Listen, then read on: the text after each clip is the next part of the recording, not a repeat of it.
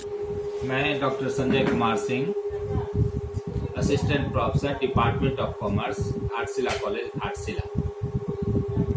आज हम लोग यूजी सेमेस्टर 3 के management principles and application subject के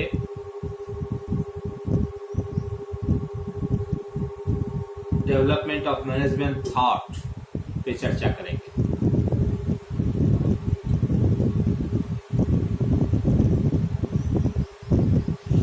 सभ्यता के विकास के साथ साथ ज्यों-ज्यों हमारी सभ्यता आगे बढ़ती गई, सभ्यता का विकास होता चला गया,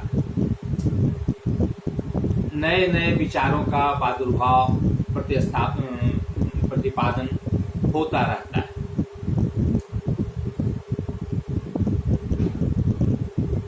जीवन के हर क्षेत्र में नया नया दृष्टिकोण आते रहता है और हम लोग उसको अपनाकर अपने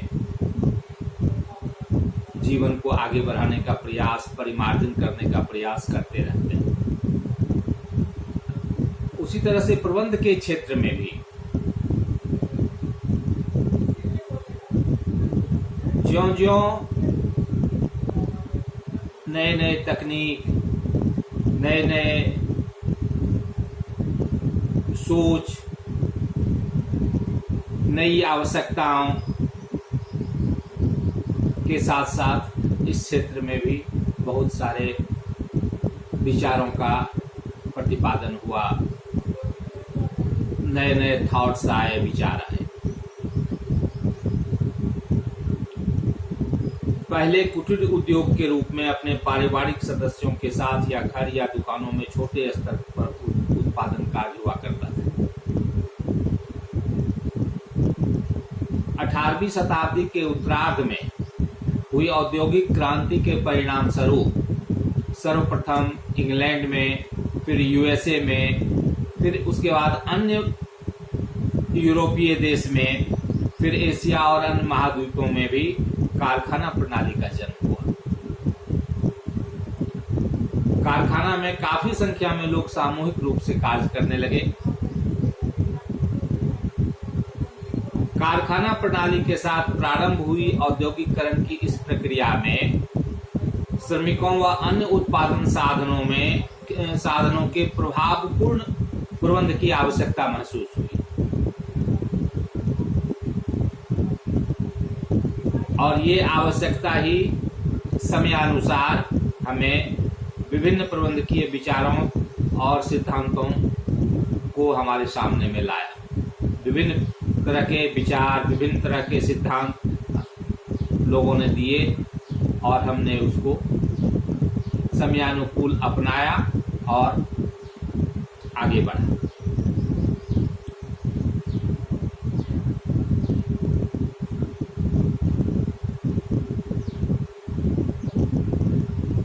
इन विचारों की चर्चा करने से पहले हम इन विचारों को 3 भागों में बांट करके देखेंगे। प्रबंध के जो थॉट्स हैं, जो विचार हैं, ये समय समय पर आते रहे हैं। इसको 3 कैटेगरी में बांट करके हम इसका अध्ययन करेंगे, विश्लेषण करेंगे। पहला, classical approach, development of management thought. Classical approach, प्रबंधकीय विचारों का विकास, चिर प्रतिष्ठित दृष्टिकोण। क्लासिकल, चिर प्रतिष्ठित दृष्टिकोण।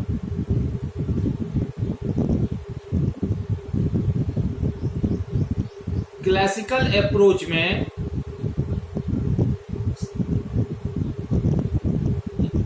इन प्रबंधकीय विचारों और सिद्धांतों को लाने में, प्रतिपादन करने में सबसे पहला नाम F.W. टेलर का वैज्ञानिक प्रबंध का सिद्धांत तथा फेयोल का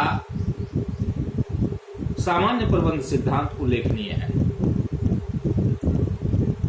ये प्रबंध शास्त्री F.W. टेलर, फेयोल के साथ साथ H.L. ग्रेंट, फ्रैंक गिलब्रेथ तथा H. इमर्सन आदि जो हैं, ये प्रबंध शास्त्री चिर प्रतिष्ठित प्रबंध शास्त्रियों में आते हैं। इसमें टेलर और फेयोल का नाम अग्रणी माना जाता है। 19वीं शताब्दी के अंत में तथा 20वीं शताब्दी के प्रारंभ में बदलती हुई परिस्थितियों के संदर्भ में सर्वप्रथम यूएस व इंग्लैंड में प्रबंध को एक विज्ञान के रूप में विकसित करने की ओर ध्यान आकृष्ट हुआ। यूएसए के इंजीनियर एफ.डब्ल्यू. टेलर वैज्ञानिक प्रबंध के जन्मदाता या जनक कहे जाते हैं। इनके अतिरिक्त वैज्ञानिक प्रबंध के विकास में, जैसा कि हमने पहले भी बताया, कि Fayol, LH. Grant, Frank Gilbreth तथा एच. इमर्सन आदि उल्लेखनीय नाम। यहाँ पर हम लोग पहले टेलर के वैज्ञानिक प्रबंध सिद्धांत की विवेचना करेंगे। इन विचारों को, जो कि क्लासिकल अप्रोच के अंतर्गत आता है, उसकी विवेचना हम लोग करेंगे कि एफ.डब्ल्यू. टेलर ने किस तरह से वैज्ञानिक प्रबंध सिद्धांत देकर के एक नए विचार को जन्म दिया, एक नई थ्योरी, एक नया सोच प्रबंध के सामने में, प्रबंध के क्षेत्र में रखा।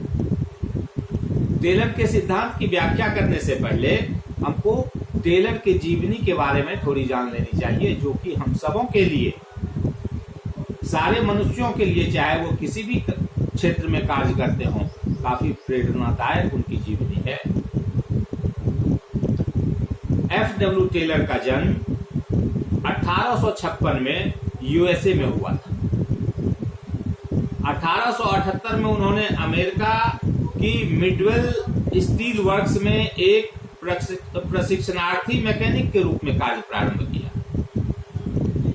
बहुत ही छोटे पद से उन्होंने काम शुरू किया। बचपन से ही जिज्ञासु तथा मेहनती होने के कारण वे सनय सनय उसी कंपनी में समय लिपिक, gang boss, foreman, master mechanic और अंत में 1984 में चीफ इंजीनियर बन गए। कार्य करते करते ही उन्होंने स्टीवेंस इंस्टीट्यूट से सायंकालीन अध्ययन द्वारा इंजीनियरिंग की डिग्री भी प्राप्त की। मिडवेल फैक्ट्री के पश्चात 1998 में बेथलहेम स्टील कंपनी में चले गए।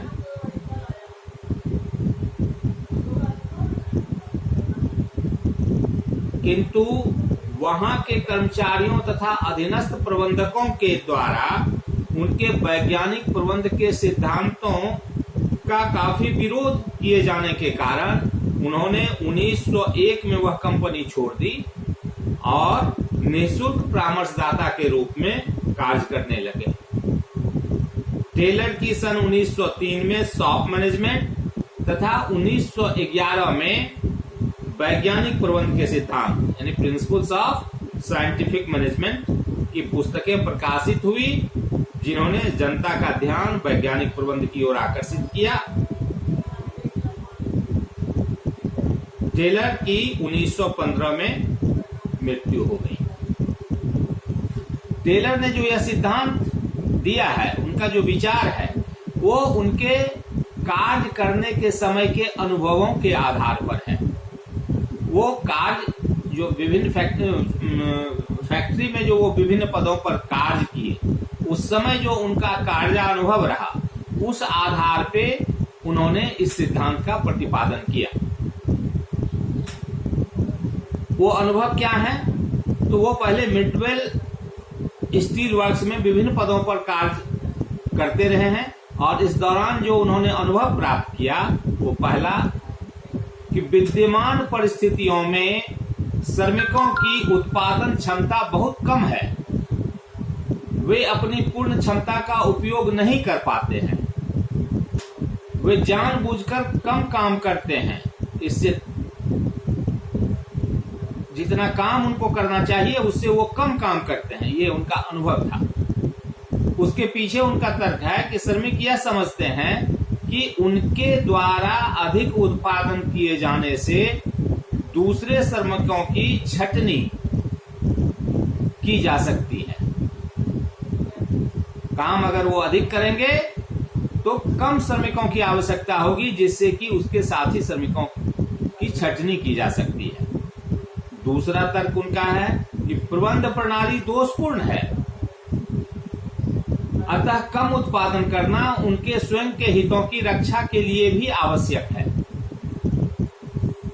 और तीसरा जो कारण उन्होंने दिया, कार्य के अक्षमतापूर्ण तरीके बहुत से श्रमिक प्रयासों को व्यर्थ बना देते हैं।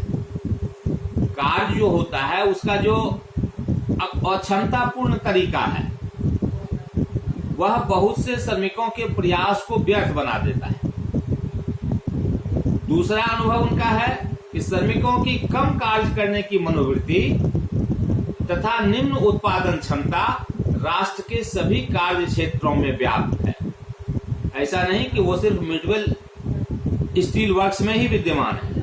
उनका अनुभव कहता है कि यह राष्ट्र के सभी कार्य क्षेत्रों में व्याप्त है और इससे राष्ट्र को अपार हानि होती है।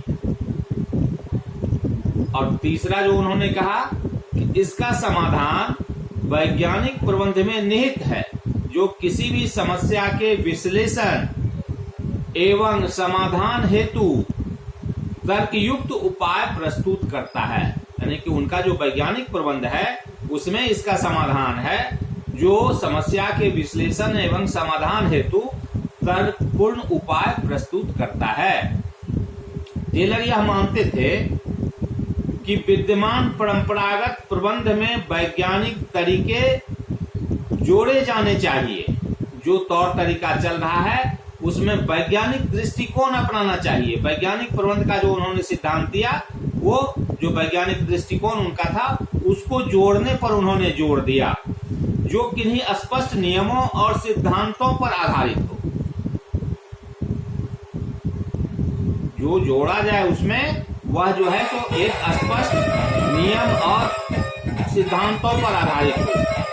टेलर के अनुसार वैज्ञानिक प्रबंध न केवल उद्योगों में बल्कि समस्त मानवीय क्रियाओं में समान रूप से लागू किया जा सकता है।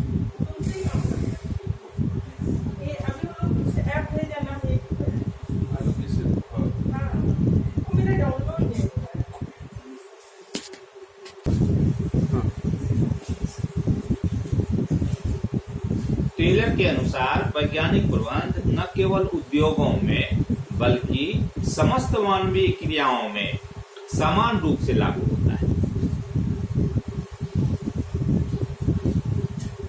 ये टेलर का अपना अनुभव था। अब इस आधार पर उन्होंने वैज्ञानिक प्रबंध के सिद्धांत को विकसित किया। टेलर ने जो वैज्ञानिक प्रबंध का सिद्धांत दिया उसमें मूल रूप में वैज्ञानिक प्रबंध का अर्थ प्रबंध के रूढ़िवादी तरीकों के स्थान पर तर्कयुक्त आधुनिक तरीकों का उपयोग करने पर उन्होंने ज्यादा जोर दिया है। इस संबंध में वैज्ञानिक अन्वेषण की पद्धति का उपयोग किया जाता है, अर्थात जिस प्रकार वैज्ञानिक अन्वेषण में प्रयोग एवं परीक्षणों द्वारा तथ्य एकत्रित करके फिर उनका विश्लेषण करके सिद्धांत प्रतिपादित किए जाते हैं, उसी प्रकार प्रबंध संबंधी विभिन्न समस्याओं को एकत्रित करके उनके भिन्न भिन्न पहलुओं का अध्ययन किया जाता है और इस प्रकार प्राप्त तथ्यों के विश्लेषण द्वारा समस्याओं का समाधान किया जाता है। वैज्ञानिक प्रबंध में ड्रकर ने इनकी वैज्ञानिक प्रबंध की परिभाषा इस प्रकार की है: कार्य का संगठित अध्ययन, कार्य का सरलतम अवयवों में विभाजन तथा मजदूर द्वारा संपन्न किए जाने वाले कार्य के प्रत्येक अवयव का क्रमबद्ध सुधार है। वैज्ञानिक प्रबंध मूल रूप में कार्य का संगठित अध्ययन, कार्य का सरलतम अवयवों में विभाजन है तथा मजदूर द्वारा संपन्न किए जाने वाले कार्य के प्रत्येक अवयव का क्रमबद्ध सुधार है।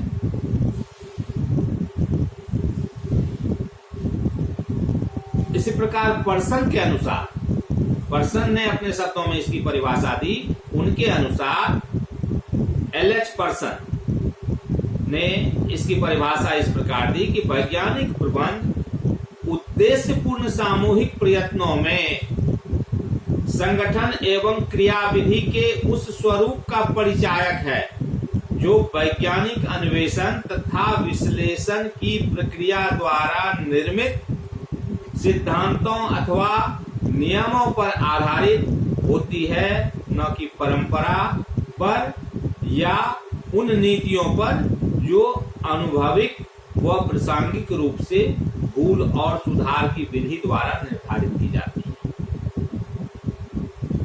वैज्ञानिक प्रबंध का दर्शन है। वैज्ञानिक प्रबंध का दर्शन है। यह प्रतिष्ठित तथा परंपरागत प्रणालियों की अंधी स्वीकृति के स्थान पर विश्लेषणात्मक तथा पर्यवेक्षणात्मक प्रणालियों का प्रतिस्थापन है।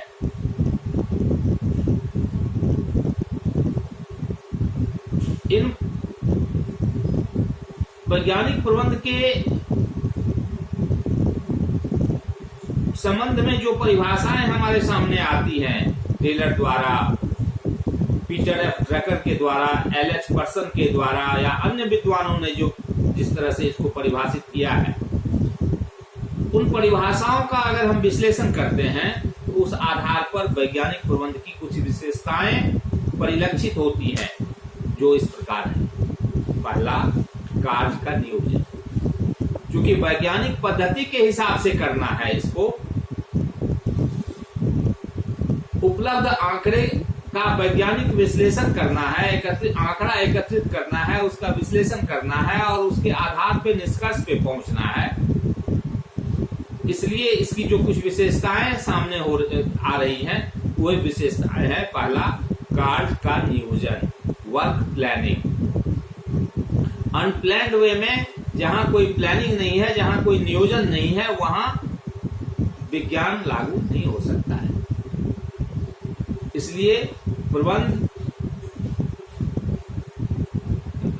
वहां कोई साइंटिफिक प्रबंध की बात हम नहीं कर सकते हैं, वैज्ञानिक प्रबंध की बात हम नहीं कर सकते हैं। इसलिए वैज्ञानिक प्रबंध के अंतर्गत वर्क का प्लानिंग करना जरूरी है, कार्य का नियोजन करना जरूरी है। वैज्ञानिक प्रबंध में कार्य योजनाबद्ध तरीके से किया जाता है। कल किए जाने वाले कार्य की योजना आज ही तैयार कर दी जाती है और सभी संबंधित उपकरण, सामग्री एवं श्रम का पूर्व प्रबंध कर लिया जाता है। अर्थात कल जो कार्य करना है वो उस कार्य को आज ही सूचीबद्ध किया जाएगा। उस कार्य में प्रयुक्त होने वाले रॉ मटेरियल हैं, मशीन हैं, औजार हैं, जो भी चीज है, उन सबों के बारे में आज ही प्रबंध कर लिया जाएगा कि कल जब से काम शुरू करने की हो उस समय से हम कार्य को शुरू कर लेते हैं। यह एक पूरी योजना हम जो है सो एडवांस में उसमें बनाते हैं, अग्रिम हम योजना बना करके तैयार करते हैं उस कार्य को करने का, संपन्न कराने का। दूसरा है उद्देश्यपूर्ण सामूहिक प्रयास।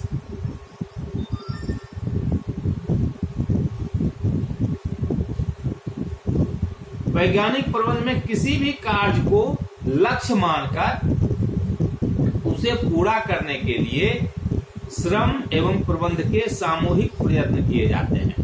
किसी भी उद्देश्य को, जो उद्देश्यपूर्ण सामूहिक प्रयास, उद्देश्य को प्राप्त करने के लिए सामूहिक प्रयास की बात की जाती है, जिसमें किसी भी कार्य को लक्ष्य मानकर उसे पूरा करने के लिए श्रम एवं प्रबंध के सामूहिक प्रयास के प्रयत्न किए जाते हैं। तीसरा है कार्य करने का वैज्ञानिक ढंग। इस विचारधारा के अंतर्गत ये जो हमारे पास प्रबंध का वैज्ञानिक सिद्धांत आया, साइंटिफिक मैनेजमेंट का जो थ्योरी आया, उसमें जो है सो कार्य करने का वैज्ञानिक ढंग पर जोर दिया गया।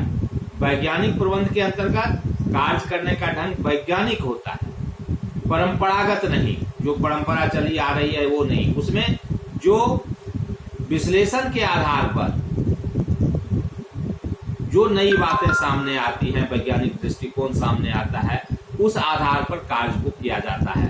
कारखाने में एक मजदूर को क्या करना है, कैसे करना है, कितना काम करना है, वैज्ञानिक सिद्धांत के आधार पर तय किए जाते हैं।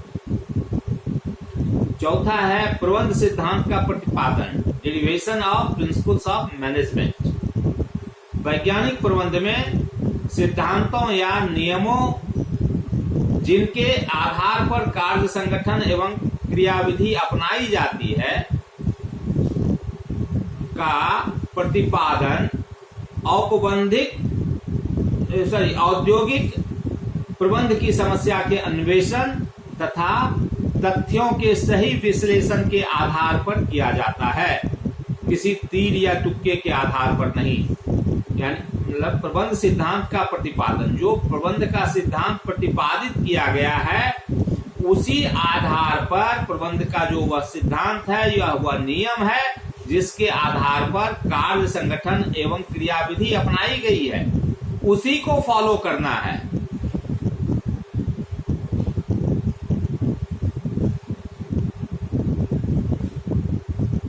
प्रतिपादित औद्योगिक प्रबंध की समस्याओं के अन्वेषण तथा तथ्यों के सही विश्लेषण के आधार पर ही किया जाना है, किसी तीर या तुक्का के आधार पर नहीं। पांचवा है मानवीय दृष्टिकोण। यद्यपि उपर्युक्त जितनी भी बातें कही गई हैं वैज्ञानिक प्रबंध में सन्निहित मानवीय दृष्टिकोण को इंगित नहीं किया गया है। ये जितनी बातें की गई है इसमें मानवीय दृष्टिकोण पे कहीं पर जोर नहीं है, किंतु यह वैज्ञानिक प्रबंध का मूलाधार है। वैज्ञानिक प्रबंध का मूल आधार है मानवीय दृष्टिकोण। वैज्ञानिक प्रबंध का आशय मजदूर पर भार बढ़ाकर अधिक काम कराना नहीं है, बल्कि कार्य को सरल बनाकर, वैज्ञानिक दृष्टिकोण अपनाकर कार्य को सरल बनाया जाता है।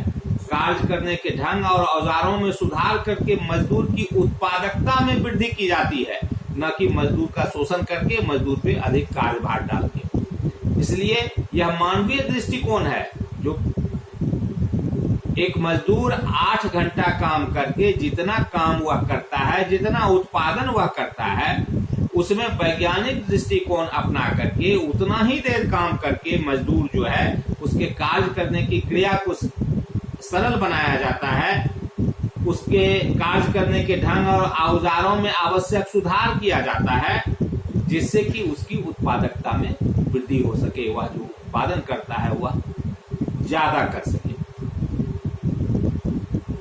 अब है वैज्ञानिक प्रबंध का मैकेनिज्म क्या है, इसके प्रिंसिपल्स क्या है। साइंटिफिक मैकेनिज्म और principles of scientific management. Taylor तथा उसके सहयोगियों ने प्रबंध के जिन आधारभूत तत्वों की व्याख्या की है, जिस मैकेनिज्म की व्याख्या की है वे निम्न है। वो इस प्रकार है। पहला, पारस्परिक सहयोग अथवा मानसिक क्रांति, म्यूचुअल कॉपरेशन और मेंटल रिवोल्यूशन। दूसरा है setting up of a standard task, प्रमापित कार्य का निर्धारण। तीसरा, scientific selection and training of workers, श्रमिकों का वैज्ञानिक चुनाव तथा प्रशिक्षण। चौथा, सामग्री, उपकरणों व उत्पादन मार्ग निर्धारण का प्रमापीकरण, standardization of materials, tools and routing. और पांचवा, एडमिनिस्ट्रेटिव रीऑर्गेनाइजेशन, प्रशासनिक पुनर्गठन। अब एक एक करके हम इसकी चर्चा करते हैं। पारस्परिक सहयोग अथवा मानसिक क्रांति। वैज्ञानिक प्रबंध की संपूर्ण योजना का आधार प्रबंध एवं श्रम के बीच पारस्परिक सहयोग की भावना को विकसित करना है।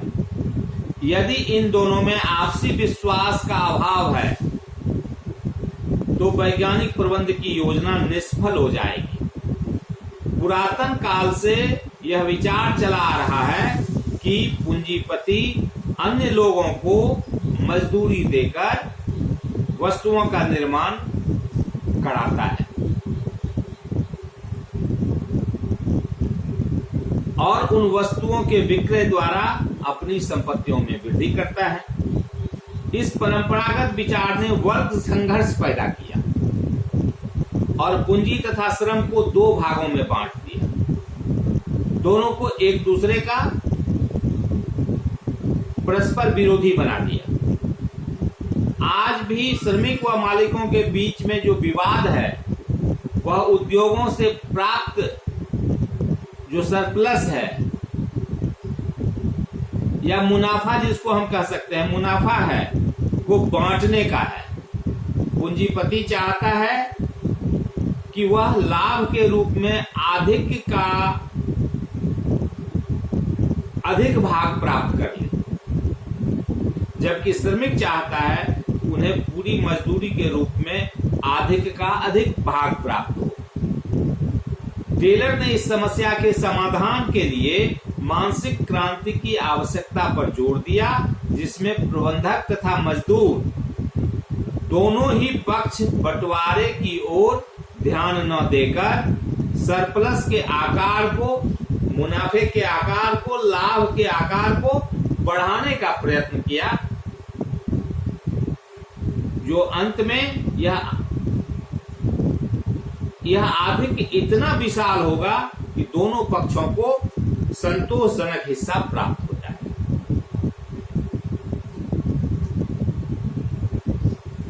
टेलर का यह विचार है वैज्ञानिक प्रबंध के अंतर्गत जो उन्होंने तथ्य को रखा। दूसरा, setting up of a standard task, प्रमाणित कार्यों का निर्धारण। वैज्ञानिक प्रबंध का दूसरा तत्व प्रमाणित कार्य का निर्धारण है। प्रमाणित कार्य से आशय है कि औसत मजदूर कार्य करने की उचित दशाओं में एक पारी में कितना कार्य कर सकता है। इसी के आधार पर प्रत्येक कार्य का प्रमाणित समय निर्धारित कर दिया जाता है। वैज्ञानिक प्रबंध में कार्य के लिए प्रमाणित समय के निर्धारण की कई प्रक्रियाएं अपनाई जाती हैं, जैसे समय अध्ययन, टाइम स्टडी। कार्य का प्रमाणित समय निकालने के लिए सामान्यतया एक औसत मजदूर को चुना जाता है, जो एवरेज मजदूर है, जो न बहुत ज्यादा काम कर सकता है न बहुत कम काम कर सकता है, एवरेज है, वैसे मजदूर को चुना जाता है। फिर काम को विभिन्न अंशों में बांटकर स्टॉप वॉच की सहायता से कार्य के प्रत्येक अंश को, प्रत्येक एलिमेंट को पूरा करने में मजदूर द्वारा लिया गया समय नोट किया जाता है। यह क्रिया निरंतर की जाती है, तभी कार्य का सही समय ज्ञात हो पाता है। जब हम एक बार में हमको सही समय ज्ञात नहीं होगा, निरंतर उसको हम करके फिर जब हम मीन निकालेंगे, एवरेज निकालेंगे, तब हमको समझ में आएगा कैसे होता है, कितना होता है। एक कार्य के सभी अंशों में लगने वाले समय में मजदूर की निजी जरूरत, थकान आदि के लिए अतिरिक्त समय जोड़ दिया जाता है। मतलब निजी जरूरत, काम करते समय मजदूर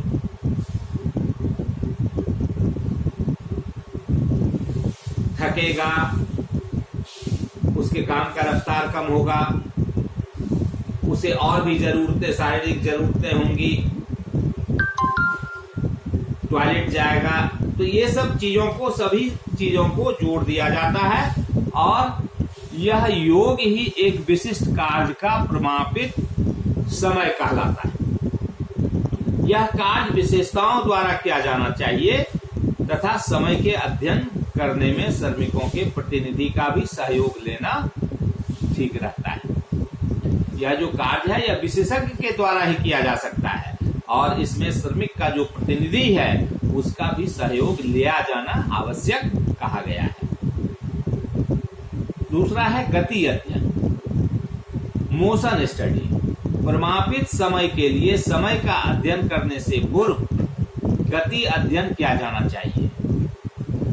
इसमें गति विशेषज्ञ द्वारा कारीगरों को किसी निर्दिष्ट कार्य में शरीर के अंगों की अनावश्यक क्रियाओं को करने से रोका जा सकता है। आदतन स्वभाववश हम लोग शरीर को इस तरह से मूव करते हैं कि हमारा वह एनर्जी बेकार जाता है, वह काम पर नहीं जाता है, वह बेकार हो जाता है। तो वही कह रहा है कि गति विशेषज्ञ द्वारा कारीगरों को किसी विशिष्ट निर्दिष्ट कार्य के लिए, जो कार्य उसको दिया गया है उस कार्य के लिए,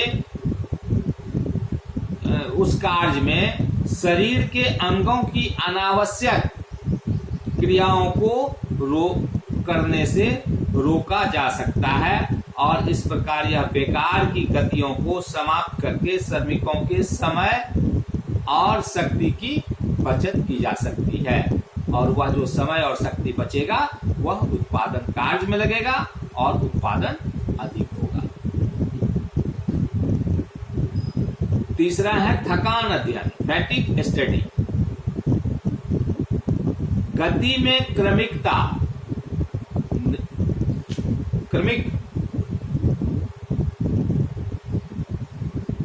क्या कहा जाए उसको, गति में जो क्रमिकता है, निरंतरता है, उत्पन्न कर लेने के बाद भी निरंतर काम का बोझ मजदूर को थकान उत्पन्न कर देता है। कंटिन्यूअस काम करने से मजदूर में थकान उत्पन्न होता है और उस क्षण उसे आराम या आसन बदलने की आवश्यकता महसूस होती है। हम लोग आप अनुभव करते होंगे दैनिक जीवन में भी कि आप बैठ के पढ़ रहे हैं तो पढ़ने के समय आप थोड़ी थोड़ी देर पर आसन बदलते रहते हैं। बैठने का ही आसन है तो कभी इस तरफ भार देके कभी उस तरफ भार दे करके इस तरह से हम अपने शरीर को रिलैक्स करने का प्रयास करते हैं। तो वही यहाँ पर कहा जा रहा है कि निरंतर काम का बोझ मजदूर को थकान उत्पन्न कर देता है और उस क्षण उसे आराम या आसन बदलने की आवश्यकता महसूस होती है। यदि थकान के बाद आराम न दिया गया तो उससे क्या होगा, मजदूर की कार्य क्षमता में ह्रास उत्पन्न होगा। थका हुआ मजदूर उतना काम नहीं कर पाएगा, शरीर अगर रिलैक्स नहीं रहेगा, उसका नहीं हो कर पाएगा तो वह जो कार्य क्षमता में जो है ह्रास उत्पन्न हो जाएगा और यह आराम का समय भी प्रमापित कार्य के निर्धारण में जोड़ दिया जाना चाहिए। कहने का मतलब हुआ कि यदि थकान के बाद आराम न दिया गया तो मजदूर की कार्य क्षमता में ह्रास उत्पन्न होगा और यह जो आराम का समय दिया गया है यह भी उसके प्रमापित कार्य के निर्धारण में जोड़ दिया जाए। यानी इसका कहने का मतलब है कि अगर हम 10 मिनट 20 मिनट आधे घंटे का ये जो आराम का समय देते हैं यह भी जैसे 8 घंटे काम करने का है, 4 घंटे के बाद अगर हम आधे घंटे का समय उसको देते हैं और इस 8 घंटे में अगर कोई मजदूर 10 यूनिट उत्पन्न करता है, 10 काम करता है तो यह आधा घंटा भी उसी कार्य करने की अवधि में जोड़ा जाएगा, क्योंकि यह आवश्यक है कि आधे घंटे के विश्राम के बाद ही वह इतना प्रोडक्शन करने में सक्षम हो पाया। अगर कंटिन्यू उससे 8 घंटा काम करवाया जाता तो हो सकता था कि थकान की वजह से वह 10 की जगह पर 9 यूनिट पैदा करता, उत्पादन करता। चौथा है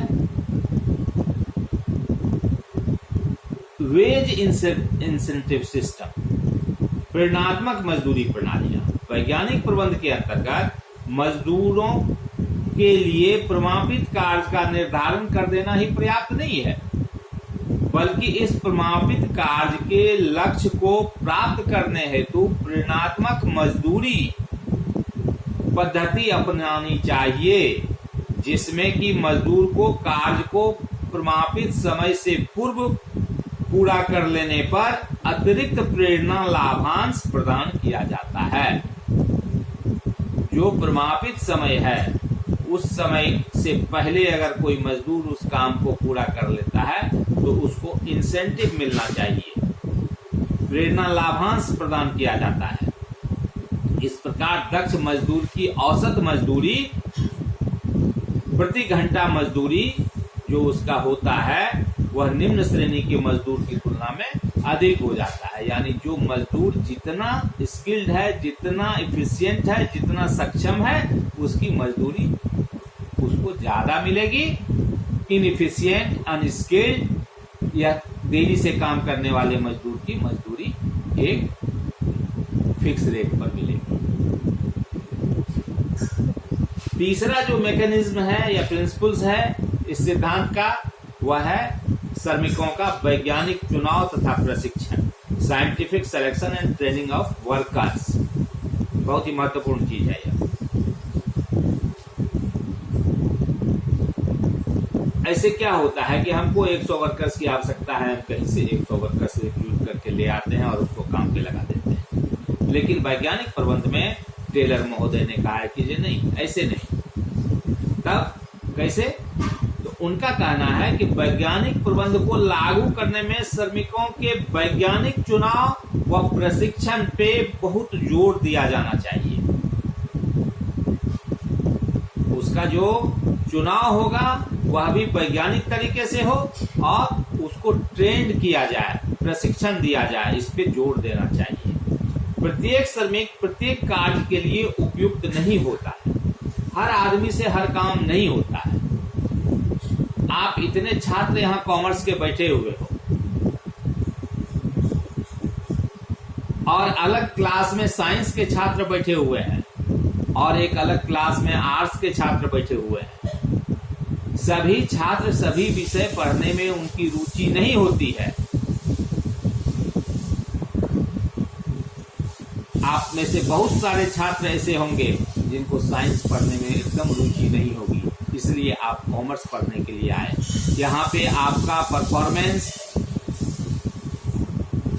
साइंस पढ़ने के बजाय आपका ज्यादा अच्छा रिजल्ट होगा, ज्यादा समझ शक्ति आपकी इस विषय में होगी, रुचि आपकी ज्यादा होगी, इसलिए आप इस विषय में अच्छा परफॉर्म कर सकते हैं। उसी तरह से साइंस में जिसको रुचि है वह साइंस में ज्यादा बढ़िया करेगा। आर्ट्स पढ़ने वाले की रुचि अगर आर्ट्स में है तो वह आर्ट्स में ज्यादा करेगा। उसी तरह से मजदूरों की भी अपनी एक मानसिकता होती है, हर व्यक्ति से, हर मजदूर से हर काम नहीं होता है। तो वही वैज्ञानिक प्रबंध कहता है कि विभिन्न बुद्धिमत्ता एवं मनोवैज्ञानिक जांच के आधार पर उपयुक्त श्रमिकों का चुनाव किया जाना चाहिए। परंपरागत तरीके से श्रमिकों के चुनाव का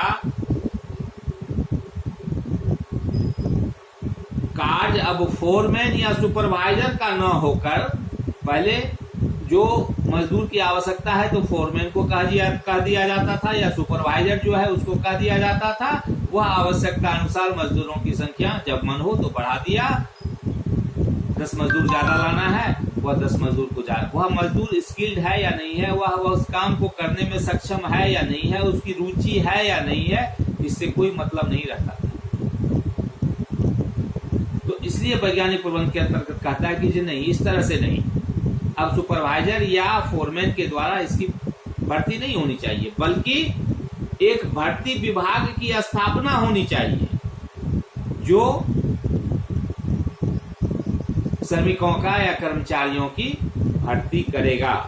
वैज्ञानिक ढंग से श्रमिकों का चुनाव कर लेने के उपरांत उन्हें जिस कार्य के लिए चुना गया है उसमें विशेष प्रशिक्षण दिया जाना चाहिए ताकि वह श्रमिक अपने कार्य में पारंगत हो जाए और कार्य को सुचारू रूप से करने में समर्थ हो सके। चौथा है सामग्री, उपकरणों व उत्पादन मार्ग निर्धारण का प्रमाणीकरण।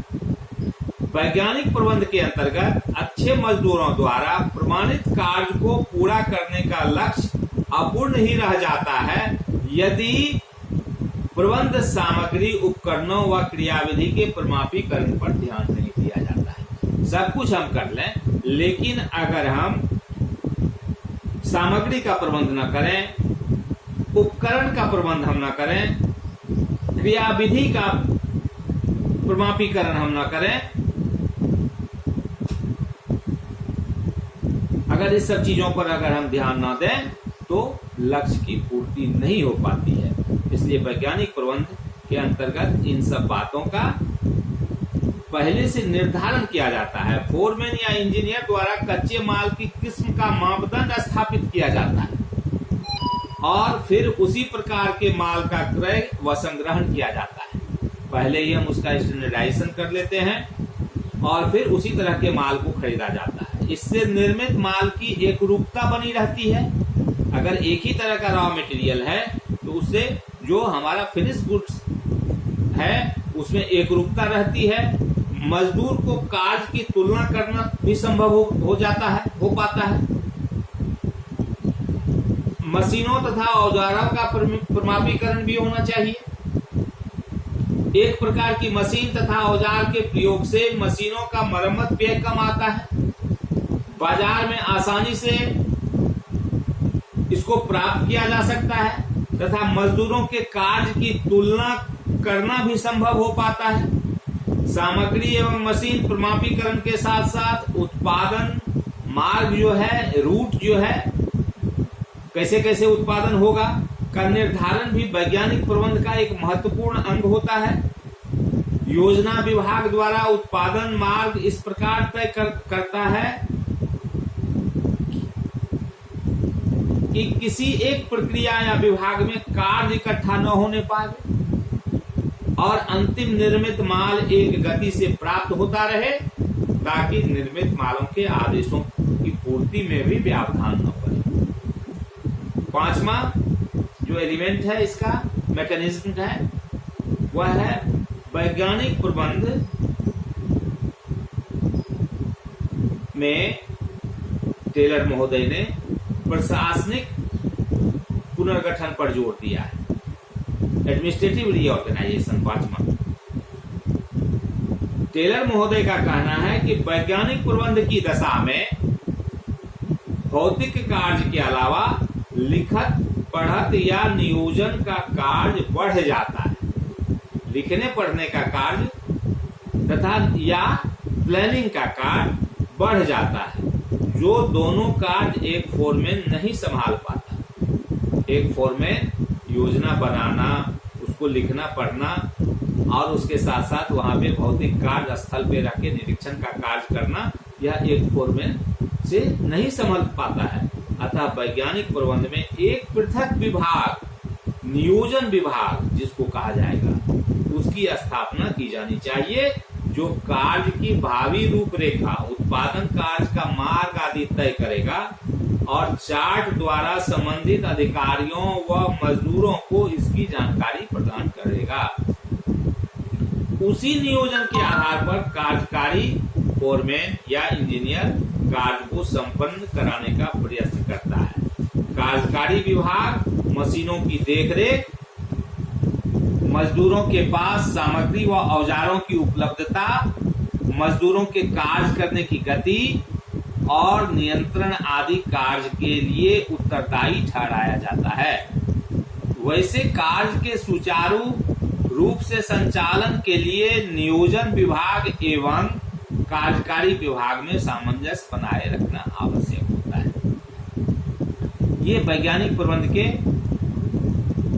मैकेनिज्म है।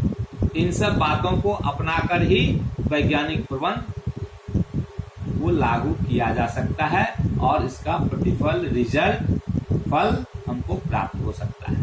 बगैर इन मैकेनिज्म को लागू किए हम वैज्ञानिक प्रबंध के लाभ को प्राप्त नहीं कर सकते हैं। वैज्ञानिक प्रबंध से होने वाले फायदे को हम प्राप्त नहीं कर सकते हैं।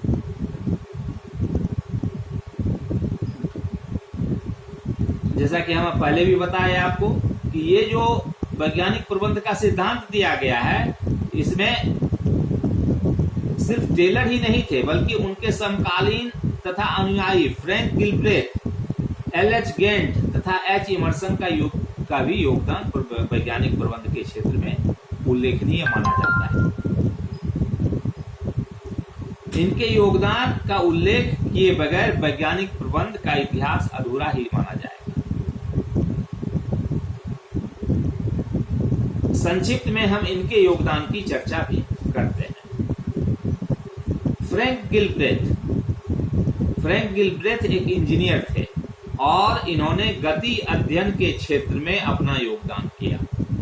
गिलब्रेथ ने सर्वप्रथम अपना अध्ययन ईंट उठाने वाले श्रमिकों पर किया। उन्होंने इन श्रमिकों की कार्य करते समय होने वाली गति को बारीकी से परखा और फिर उनकी व्यर्थ की गतियों को हटाकर कार्य का सर्वोत्तम ढंग बताया, जिसमें थकान कम और कार्य अधिक हो सकता था। इस प्रकार कार्य का प्रमापित समय स्टैंडर्ड टाइम निर्धारित करने में गिलब्रेथ ने गति एवं थकान अध्ययन का महत्व प्रदर्शित कर वैज्ञानिक प्रबंध को आगे बढ़ाया। दूसरे विद्वान हैं H.L. ग्रेंट न केवल टेलर का सहयोगी था बल्कि अनुयायी भी था, फॉलोवर भी था। वैज्ञानिक प्रबंध में ग्रेंट का योगदान इस रूप में था कि उन्होंने टेलर द्वारा प्रतिपादित विभेदात्मक कार्यानुसार मजदूरी प्रणाली के दोषों को दूर कर एक नई मजदूरी प्रणाली प्रस्तुत की, जिसके अंतर्गत श्रमिक को प्रमापित कार्य पूर्ण न कर पाने की दशा में भी समयानुसार दिन भर की मजदूरी देने की व्यवस्था थी। इस प्रकार गेंट ने टेलर की मजदूरी प्रणाली की कठोरता को कम किया और वैज्ञानिक प्रबंध में मानवीय पहलू को महत्व प्रदान किया। तीसरे विद्वान हैं H. इमर्सन भी एक इंजीनियर थे जो कार्य क्षमता के पुजारी थे। उन्होंने श्रमिकों की कार्य क्षमता में सुधार के लिए 12 व्यावहारिक तथा परखे हुए सिद्धांत प्रतिपादित किए। उनके द्वारा प्रतिपादित प्रेरणात्मक मजदूरी प्रणाली भी क्षमता पर आधारित थी, जिसमें मजदूरी बोनस श्रमिकों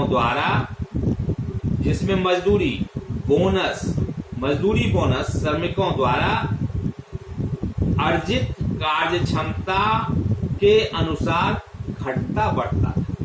इस प्रकार इमर्सन ने भी टेलर की मजदूरी प्रणाली का एक विकल्प प्रस्तुत कर वैज्ञानिक प्रबंध में योगदान दिया।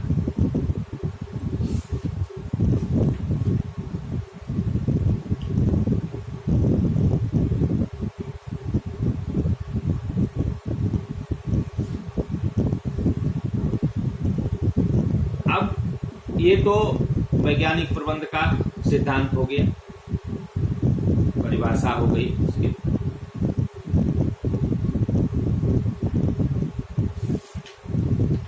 मैकेनिज्म हो गए।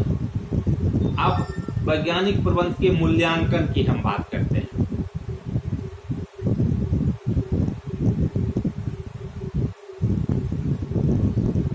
वैज्ञानिक प्रबंध में वैज्ञानिक दृष्टिकोण अर्थात वैज्ञानिक प्रबंध की भारी उपलब्धियां रही है।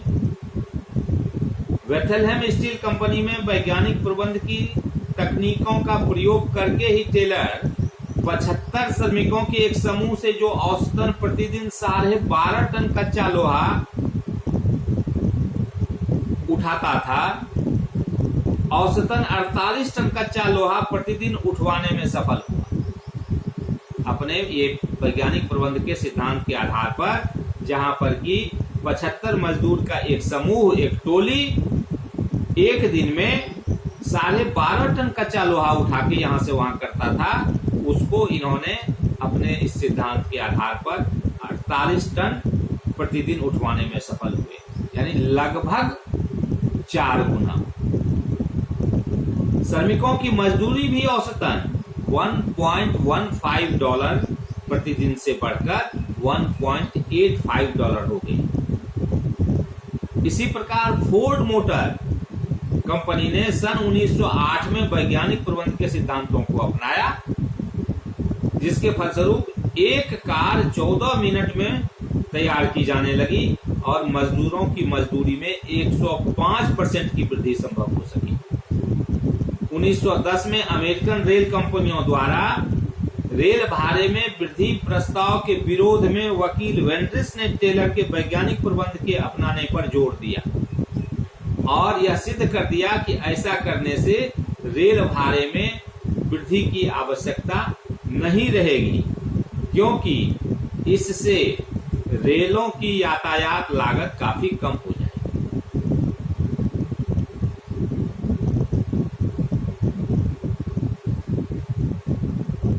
वैज्ञानिक प्रबंध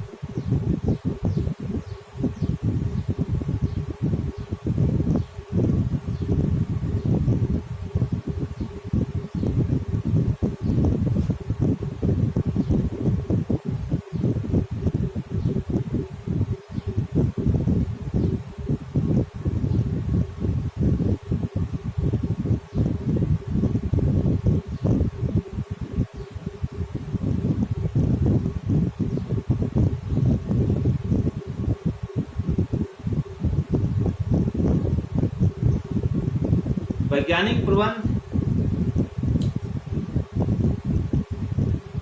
के संबंध में मूल्यांकन की जब हम बात करते हैं तो इनसे होने वाले लाभों की चर्चा करना आवश्यक हो जाता है। वैज्ञानिक प्रबंध उत्पादक, श्रमिक, उपभोक्ता तथा समाज के लिए लाभप्रद समझा जाता है। इस आधार पर हम कह सकते हैं कि ये वैज्ञानिक प्रबंध की लाभदायकता है जो समाज के विभिन्न वर्गों को प्राप्त होता है। पहला, उत्पादकता में वृद्धि। वैज्ञानिक प्रबंध से श्रमिकों की कार्य क्षमता तथा उत्पादकता में वृद्धि होती है।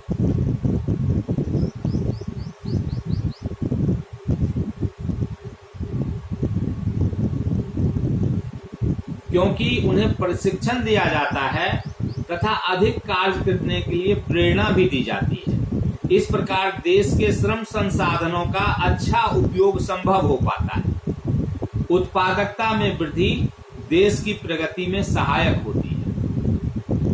दूसरा, लागत में कमी। वैज्ञानिक प्रबंध मशीनरी तथा श्रम का अच्छा उपयोग संभव बनाता है, जिससे उत्पादन लागत प्रति इकाई कम हो जाती है। तीसरा, लाभों में वृद्धि। वैज्ञानिक प्रबंध के कारण लागत में कमी का प्रभाव फर्म के लाभों पर भी पड़ता है, जिसके कारण फर्म के लाभों में वृद्धि होती है। मजदूरी में वृद्धि। चौथा, मजदूरी में वृद्धि। वैज्ञानिक प्रबंध के अंतर्गत श्रमिकों की उत्पादकता बढ़ती है, परिणाम स्वरूप उनको अधिक मजदूरी मिल पाना संभव होता है। मूल्य में कमी। श्रम उत्पादकता में वृद्धि के कारण वस्तुओं की लागत में कमी होती है, जिससे वस्तुओं के मूल्य में कमी आती है। जीवन स्तर में वृद्धि। वैज्ञानिक प्रबंध के फलस्वरूप एक तरफ वस्तुओं के मूल्य में कमी होती है, दूसरी तरफ श्रमिकों तथा उद्योगपतियों की आय में वृद्धि होती है। अतः लोग अधिक वस्तुओं का उपयोग कर पाते हैं, जिससे उनके जीवन स्तर में वृद्धि होती है। रोजगार के अवसर में वृद्धि। वैज्ञानिक प्रबंध के अपनाने से वैज्ञानिक प्रबंध के कारण माल की लागत में कमी होने से देश में वस्तुओं की बिक्री तथा विदेशों को निर्यात में वृद्धि हो जाती है, अर्थात माल की मांग बढ़ जाती है, जिससे नए कारखाने की स्थापना होती है और रोजगार में वृद्धि होती है।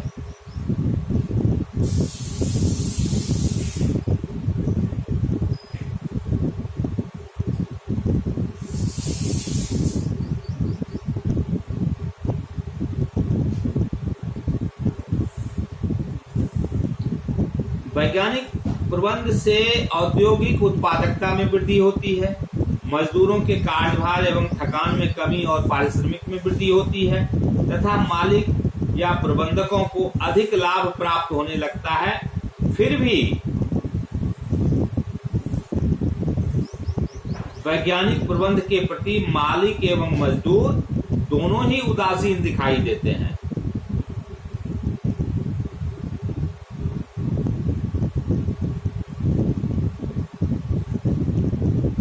और इसके विरोध में आपत्तियां उठाते हैं। उपर्युक्त उपलब्धियों के साथ साथ वैज्ञानिक प्रबंध की कई आलोचनाएं भी की गई हैं, जो इस प्रकार है। पहला, वैज्ञानिक प्रबंध के सिद्धांत वैज्ञानिक प्रबंध में श्रमिकों के मानवीय पहलू को पूर्णतया नजरअंदाज कर दिया जाता है। यह मान लिया गया है कि श्रमिक केवल अधिक मजदूरी के लालच में कार्य करता है और मशीन की भांति उसकी गतियों को नियंत्रित किया जाता है, परंतु वास्तव में ऐसा नहीं है। श्रमिक की कार्य कुशलता पर समूह के साथियों, रोजगार, सुरक्षा, कार्य से संतुष्टि आदि घटक का प्रभाव पड़ता है।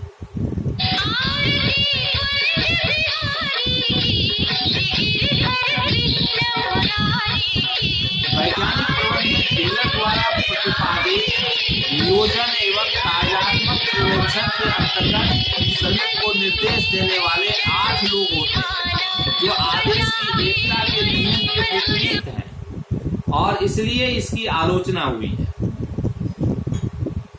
वैज्ञानिक प्रबंध के सिद्धांत में केवल वर्कशॉप या कारखानों में ही लागू हो सकते हैं। बैंक, बीमा, शिक्षण संस्थान आदि सेवाओं के लिए ये उपयुक्त नहीं है, क्योंकि इनमें कार्य का मापन संभव नहीं हो पाता है।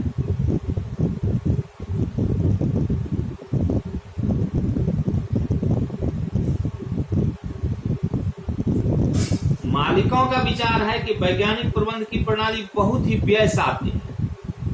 इसमें अधिक खर्च होता है, क्योंकि इसमें समय एवं गति, अध्ययन, मशीन, औजारों आदि का प्रमापीकरण तथा नियोजन विभाग की स्थापना आदि में बहुत व्यय होता है तथा कारखानों में उपरिव्यय में, ओवरहेड्स में अनावश्यक वृद्धि हो जाती है। अतः अधिकांश मालिक लोग इस पर होने वाले भारी खर्च को लेकर इसके प्रति उदासीनता का रूप अपनाते हैं। आकस्मिक परिवर्तन। मालिकों की आपत्ति इस आधार पर भी है कि वैज्ञानिक प्रबंध में एक चालू व्यवसाय में बहुत सारे आकस्मिक परिवर्तन करने पड़ते हैं, जो व्यवसाय की वर्तमान अवस्था को ही नष्ट कर डालते हैं। आज जब एक उद्योगपति अपने वर्तमान व्यवसाय से परंपरागत प्रबंध के अंतर्गत ही लाभ कमा रहा है, तो वह एकदम भारी परिवर्तन को अवश्य ही नापसंद करेगा, चाहे उसका दीर्घकालीन लाभ कितना ही क्यों न हो। तर्क है कि मंदी काल में बोझ हो जाता है। नियोजन विभाग की स्थापना से फोरमैन व लिपिकों की संख्या में वृद्धि करनी होती है, जिनकी अस्थायी नियुक्ति मंदी काल में मालिक के लिए एक अस्थायी बोझ बन जाता है। यद्यपि मालिकों की उपर्युक्त आपत्तियां ऊपर से सही प्रतीत होती हैं, परंतु इसमें दूरदर्शिता का अभाव है। कोई भी क्रांतिकारी परिवर्तन प्रारंभ में थोड़ा असह्य होता है, परंतु उसके दीर्घकालीन लाभ असीमित होते हैं। ये तो हुआ मालिकों की ओर से आपत्तियां, आलोचनाएं या वैज्ञानिक प्रबंध का दोष। अब श्रमिक के तरफ से जो दोष बताए जाते हैं, जो आपत्तियां दी जाती हैं, श्रमिक और श्रमिक नेता दोनों ने ही वैज्ञानिक प्रबंध के लागू किए जाने का निम्न आधार पर विरोध किया। पहला, अलोकतांत्रिक। वैज्ञानिक प्रबंध अलोकतांत्रिक है। इसके अंतर्गत श्रमिक को मानव नहीं बल्कि मशीन समझा जाता है, जिसके शारीरिक अंगों के चलने फिरने पर भी प्रबंधकों का नियंत्रण होता है। जो समय अध्ययन, गति अध्ययन ये सब होता है, तो ये उसी की आलोचना है कि चलने फिरने पर भी प्रबंधकों का नियंत्रण होता है। इससे श्रमिक का कार्य के प्रति सम्मोहन कम हो जाता है और उसका व्यक्तित्व लगभग नष्ट हो जाता है।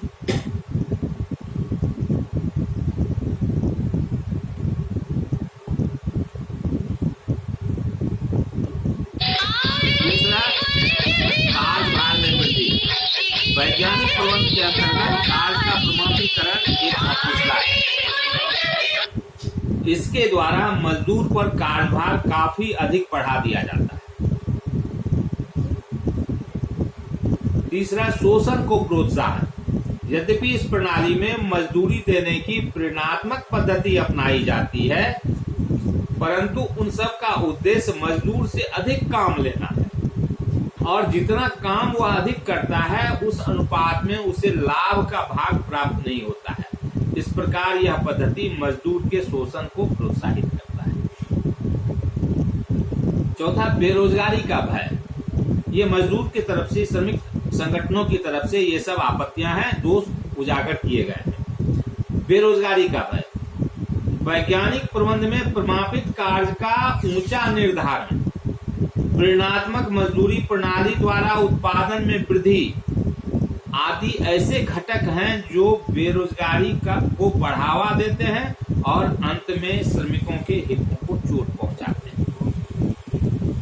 पांचवा है श्रम संघों के विकास में बाधा।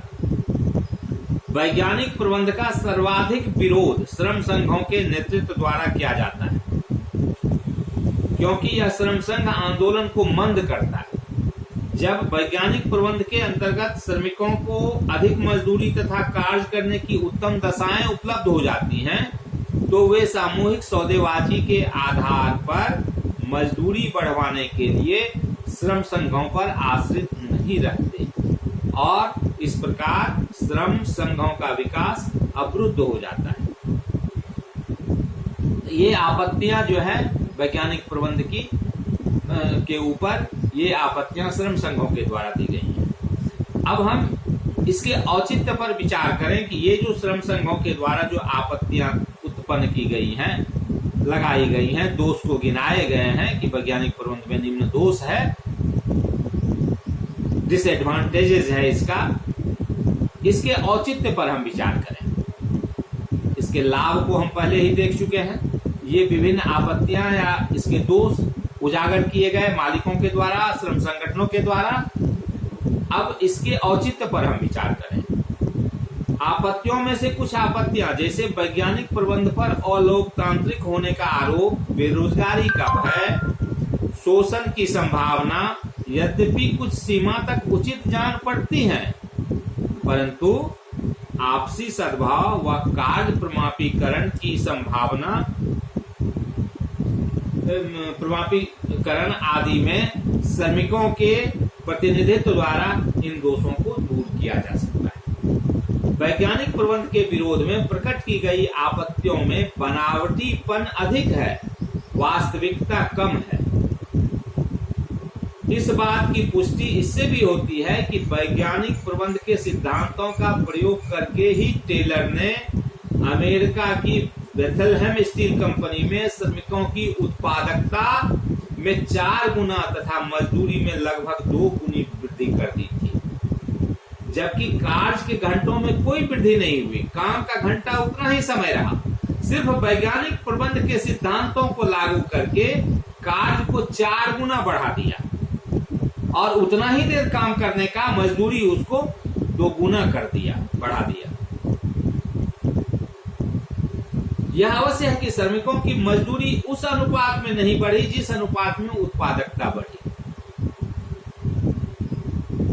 इसका कारण यह रहा कि उत्पादकता वृद्धि का लाभ आंशिक रूप में श्रमिकों को और आंशिक रूप में मालिकों में बांटा गया, जो न्यायोचित भी है। जहां तक वैज्ञानिक प्रबंध के सिद्धांतों से बेरोजगारी फैलने का डर है, अल्पकाल में थोड़ी बेरोजगारी बढ़ सकती है, किंतु दीर्घकाल में जो वस्तुएं सस्ती हो जाने के कारण वस्तुओं की मांग में जो वृद्धि होती है, उससे रोजगार के नए अवसर तेजी से वृद्धि होते हैं। यही कारण है कि आधुनिक औद्योगिक प्रबंध में पेशेवर प्रबंधक वैज्ञानिक प्रबंध के सिद्धांत का अधिकाधिक प्रयोग करते हैं। यदि उद्योगपतियों ने वैज्ञानिक प्रबंध के सिद्धांतों को सत्यनिष्ठ तरीके से लागू करने दिया, तो मजदूरों की बहुत सारी आपत्तियां स्वतः ही दूर हो जाएंगी तथा वैज्ञानिक प्रबंध का लाभ मालिक, मजदूर व समाज सभी को प्राप्त हो सकेगा। निष्कर्ष के रूप में हम कह सकते हैं कि अनेक कमियों के बाद भी टेलर का वैज्ञानिक प्रबंध आधुनिक प्रबंध सिद्धांत एवं व्यवहार में महत्वपूर्ण स्थान रखता है और इसलिए आज भी प्रबंधक वैज्ञानिक प्रबंध की विभिन्न तकनीकों को सुधरे हुए रूप में प्रयोग कर रहे हैं।